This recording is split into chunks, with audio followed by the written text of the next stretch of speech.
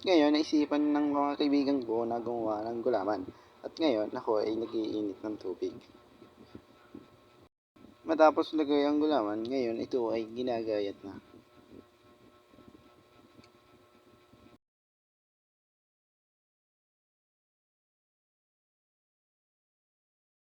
Matapos itong gayatin ay inalog-alog muna nila ito at para magkaibaliwa at ngayon tinikman yung isa.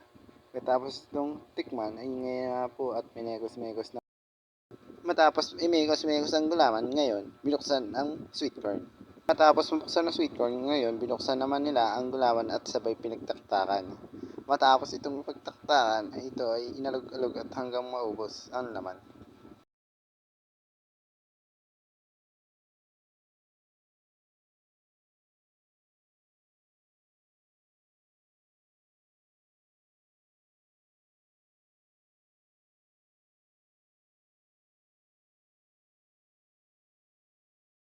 At kasunod naman ang nilagay ay ang keso.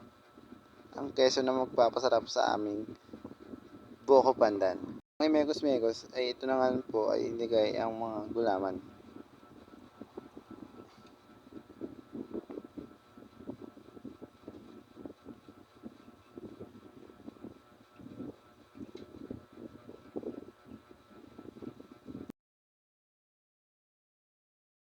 Matapos lagay ang gulaman ay na po at minagos-mekos na po yun siya.